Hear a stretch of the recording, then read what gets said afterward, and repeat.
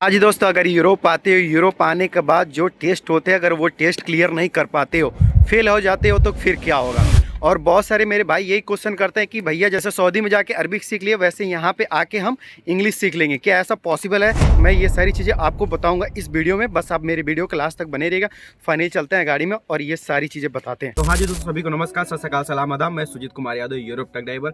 मैं आपको फाइनली आपको बताना चाहता हूँ कि यूरोप अगर आप आते हो, इनकेस आपका टेस्ट फेल हो जाता है या आप रोड टेस्ट क्लियर नहीं कर पाते हो, क्योंकि इंडिया से और गल्फ कंट्री से आने के बाद यहाँ पे बहुत सारे टेस्ट होते हैं, ठीक है, वो हमें क्लियर करना होता है। क्लियर करने के बाद फिर फाइनली हमें ट्रक मिलता है। तो जब मैं आया था, मैं अपना बता रहा हूँ, तो उस वक्त हमारे साथ लीगल इलीगल जीडीपी टापा और रोड टेस्ट सिग्नल ये सारा टेस्ट क्लियर होता, फिर उसके बाद गाड़ी मिला था। मैं क्यों कहता हूँ कि वीजा मिलना ईजी है, लेकिन वीजा लगा के यूरोप में आके और काम पाना उससे कई ज्यादा कठिन है। क्यों कठिन है मैं आपको बताता हूँ। क्योंकि देखो क्या होता है, इंडिया से बहुत सारी ऐसी चीजें भी हुई थी 2023 में 22 में, जैसे तैसे करके मतलब इंडिया से यहाँ पे आ गए थे। यहाँ पे आने के बाद बहुत सारे लोग को ट्रैकिंग नहीं परफेक्ट आती है, रिवर्स करना। जैसे यहाँ पे आने के बाद reverse right side, left side और स्ट्रेट रिवर्स होता है, टेस्ट होता है। सबसे पहले ये टेस्ट किया जाता है, फिर इंग्लिश में हमसे बात करते हैं, ठीक है, इंग्लिश में हमसे कम्युनिकेशन होता है। मैनेजर जो होता है उस कंपनी का, वो हमसे बात करता है, इंग्लिश में बात करता है, पूछता है, ठीक है, और भी सारी चीजें होती है।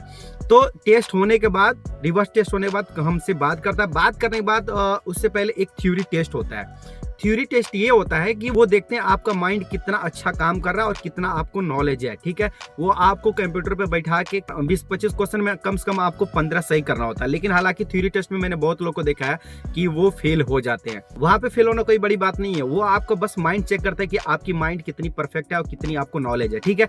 ये सारी चीज करने के बाद फिर आपको क्लास दिया जाता है, ठीक है। वो क्लास बहुत सारे मेरे भाई, मैं वीडियो क्यों बनाता हूँ, सही इन्फॉर्मेशन क्यों देता हूँ, कि बहुत सारे लोग मेरे भाई भ्रम में जीते हैं।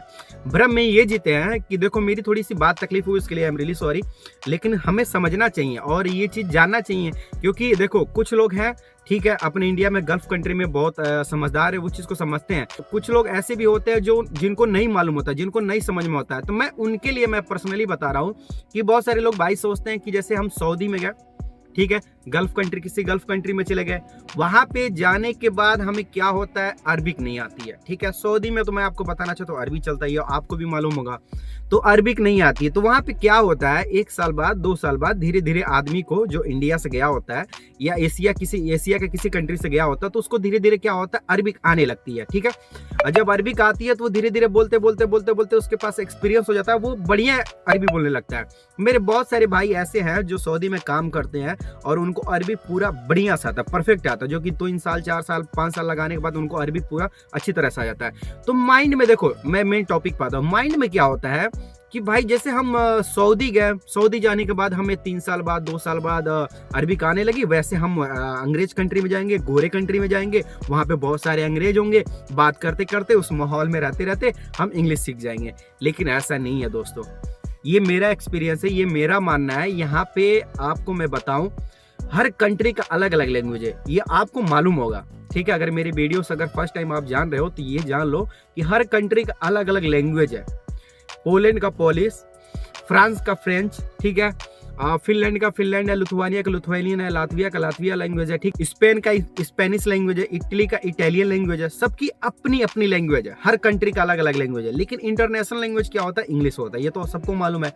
तो ये लोग इंग्लिश इतना ही बात करते हैं कि हम बात समझ सकें और उसको समझा सके, ठीक है। मतलब अगर आप ज्यादा इनसे फोर्स करोगे इंग्लिश में बात करने के लिए, वो इंग्लिश में बात करना पसंद नहीं करते, लाइक नहीं करते, ये चीज रियलिटी है।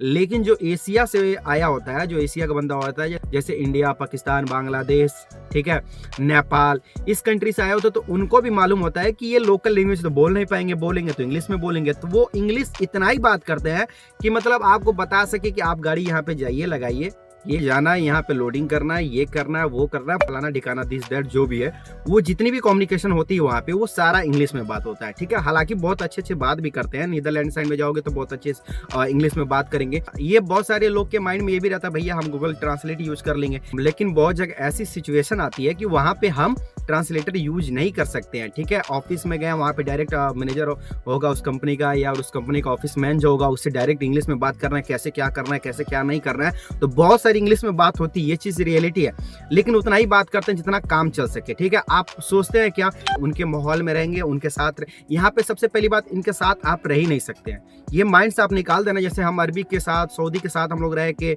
उनके साथ रह के थोड़ा बात करते करते सीखते, तो यहाँ पे भाई कोई ऐसा है ही नहीं। अभी ये गाड़ी है ना, मेरा जब शिफ्ट स्टार्ट हुआ तो शिफ्ट स्टार्ट मान लो सुबह 6 बजे किया तो शाम को 6 बजे काम करते रहेंगे, गाड़ी में काम करेंगे, लोडिंग कराने जाएंगे, अनलोडिंग कराने जाएंगे, या फ्यूलिंग करने जाएंगे, या परमानेंट मतलब या कंटिन्यू गाड़ी हम चलाते रहेंगे, ठीक है।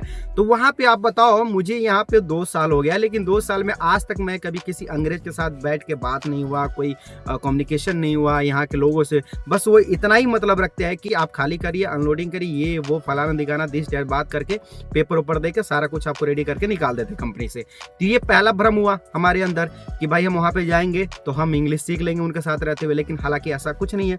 दूसरी चीज, ये आदमी को लगता है कि भाई जब ये चला गया तो हम क्यों नहीं चले जाएंगे। देखिए आप उनके पीछे का स्ट्रगल देखिए, वो बंदा इंग्लिश में बात करता है कि नहीं करता, कैसा कम्युनिकेशन है।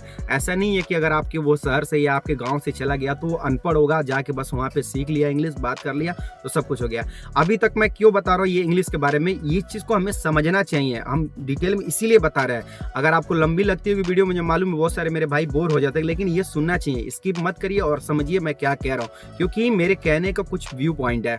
तो आप जब इंग्लिश में कम्युनिकेशन नहीं कर पाएंगे, बात नहीं कर पाएंगे, इंडिया से जब यहाँ पे आएंगे तो आप क्या सोच के आएंगे कि वहाँ पे जाएंगे हम इंग्लिश सीख लेंगे। मैं हमेशा क्यों कहता हूँ कि आप इंग्लिश उधर ही से तैयार करके आइए, क्योंकि देखो यार 7 लाख 8 लाख प्लस अमाउंट लगाना ये बहुत बड़ी बात है, छोटी मोटी बात नहीं है। क्योंकि इतना पैसा हम लोग के पास नहीं होता है, ये पैसा हम कहीं ना कहीं किसी से कर्जा लेके या किसी बैंक से लेके या इंटरेस्ट पे लेके हम आते हैं, लगाते हैं। तो ये सारी चीज़ें मैंने की है और इसलिए ये सारी चीज़ें मैंने देखी है। और जब यहाँ पे आके जब मेरा टेस्ट क्लियर नहीं हो रहा था तो एक टाइम ऐसा लगे कि अब खत्म, बर्बाद, ना घर के ना घाट के, एक तरफ खाई एक तरफ कुआं, वो मेरे अंदर आया था। मैं हमेशा देखो, मैं एजेंट वाला काम भी नहीं करता, ये चीज़ आपको मालूम है। मैं सबको रियलिटी बताने की कोशिश करता हूँ कि भाई इस चीज़ को समझो, एजेंट का काम है, वो आपसे पैसा लेंगे और उसके बाद आपको यहाँ भेज देंगे, यहाँ पे काम लगा या नहीं लगा, या इनकेस आप फेल होते हो तो कुछ एजेंट हेल्प करते हैं, कुछ एजेंट मुंह फेर लेते हैं।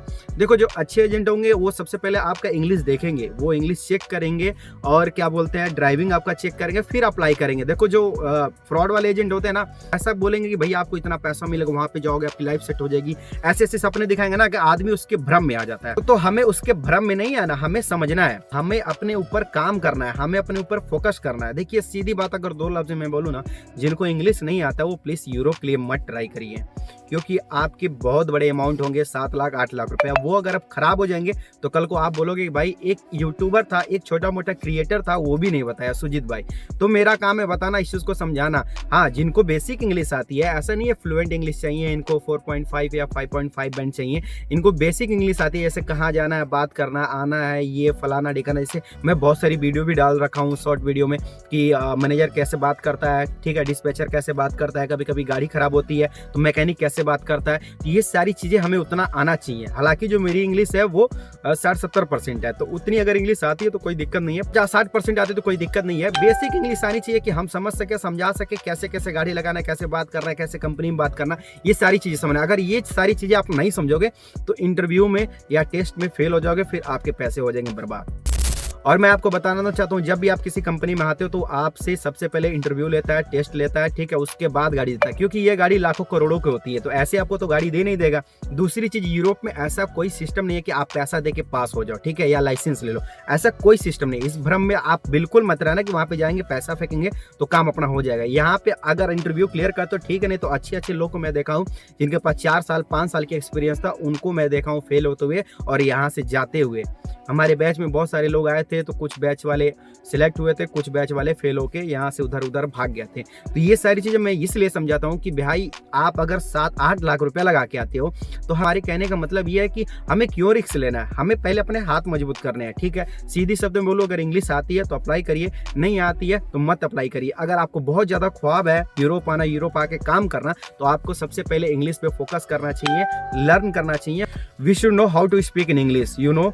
तो मेरे कहने का मतलब ये है कि आप बेसिक इंग्लिश सीखिए, फिर उसके बाद अप्लाई करिए। अदरवाइज आप अगर सोच रहे तुक्का मार रहे हो कि मतलब वहाँ पे जाके कर लेंगे या ये सारी चीज़ें कर लेंगे, तो ऐसा नहीं हो सकता। आप फेल हो जाओगे, आपके पैसे हो जाएंगे बर्बाद। दूसरी चीज, अगर आप फेल होते हैं तो क्या होता है, फेल होते हैं तो आपको कंपनी चांस देती है, ठीक है, 2 चांस देती है, तीसरे चांस में बोलती है आपसे नहीं हो पाएगा, आप मूव हो जाओ, क्योंकि बहुत सारे लोग को मैंने देखा है यहाँ से मूव होते हुए।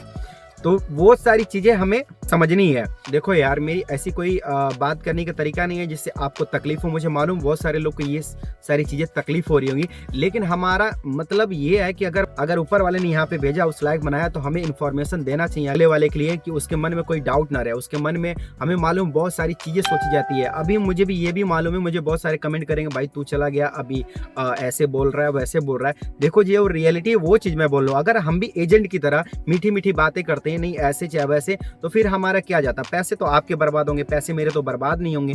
तो वो सारी चीजें हमें समझना चाहिए। मैं अगर कुछ बोल रहा हूँ, कुछ कह रहा हूँ, तो कुछ सोच समझ के कह रहा हूँ, कुछ देख के कह रहा हूँ, क्योंकि बहुत सारे लोग यहाँ आने के बाद ना एजेंट भी हाथ छुड़ा लेते हैं, क्योंकि मालूम है अब वो तो पैसा वापस आपको मिलने वाला नहीं है। तो आप ना घर के रहोगे ना घाट के रहोगे, इंटरेस्ट पे पैसे लेके आते हैं, कुछ बैंक से लोन लेके आते हैं, कुछ कहीं से लेके आते हैं, वो जब भर नहीं पाते ना, तो उनके मन में बहुत ज्यादा तकलीफ होता है।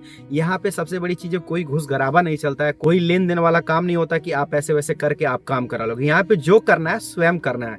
तो हमारे कहने में तो जो आपको भेजा है ना, वो भी नहीं साथ देगा, और जो आपका बहुत यहाँ पे खास लोग होंगे ना, वो भी साथ नहीं देंगे, सारे के सारे हाथ छुड़ा लेंगे।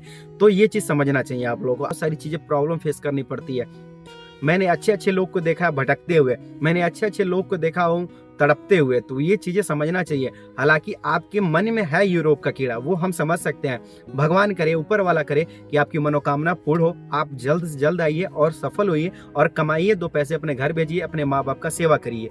ये चीज हमारे मन में भी खुशी होता है, लेकिन उसके पहले आपको एक पहाड़ जो होता है ना, पहाड़, उसको क्रॉस करना पड़ेगा, उसको चढ़ना पड़ेगा। उस पहाड़ पे चढ़ने के लिए आपको बहुत सारी मेहनत करनी पड़ेगी, बहुत सारी चीजें झेलनी पड़ेगी। वो सारी चीजें अगर आप क्लियर कर लोगे, फिर आपको जाके प्लेन रोड मिलेगा। मतलब कहने का मतलब है, यूरोप आने के बाद यहाँ पे बहुत सारे टेस्ट होते हैं, बहुत सारी चीजें होती है, वो जब आप क्लियर कर लोगे, फिर उसके बाद आपको ट्रक मिलेगा। नहीं तो ऐसे ही नहीं, लाखों करोड़ों की गाड़ी आपको हाथ में ऐसे दे दिया जाएगा कि आप लीजिए और जाइए गाड़ी चलाइए। ऐसा नहीं होता है। ये सऊदी गल्फ कंट्री नहीं है, ठीक है। तो आई होप, मैं आशा करता हूँ कि ये वीडियो आप लोग को समझ में आएगी। किसी को अगर तकलीफ होगा, किसी को बुरा लगा होगा, तो उसके लिए आई एम रियली सॉरी। मैं हाथ जोड़ के माफी मांगता हूँ। मुझे मालूम है, क्योंकि कुछ अच्छे भी होते हैं, कुछ गलत भी होते हैं कमेंट करने वाले। तो जो अच्छे कमेंट करते हैं उनके लिए तहे दिल से शुक्रिया, जो गलत कमेंट करते हैं उनको भी तहे दिल से शुक्रिया, क्योंकि अपनी अपनी मानसिकता है। मेरा काम है समझाना, आपका काम है समझना। तो आई होप आप लोग का अच्छा लगा। तो ऐसी वीडियो देखने के लिए मेरे चैनल को फॉलो, सब्सक्राइब, शेयर कर लीजिए, कि आप लोग कमेंट बॉक्स में मैसेज करके बताइए कि आप किस चीज पे नॉलेज लेना चाहते हैं, मैं उस पर एक वीडियो बना दूंगा, ठीक है। तो सभी को हैप्पी न्यू ईयर, आपको और आपके पूरे फैमिली को नए साल की ढेर सारी शुभकामनाएं। आप मस्त रहिए, आपकी फैमिली मस्त रहे, आप भी खुश रहिए, हम भी खुश रहे। नमस्कार दोस्तों, सत श्री अकाल, सलाम, आदाब। मिलते हैं नेक्स्ट वीडियो में, तब तक लिए बाय बाय।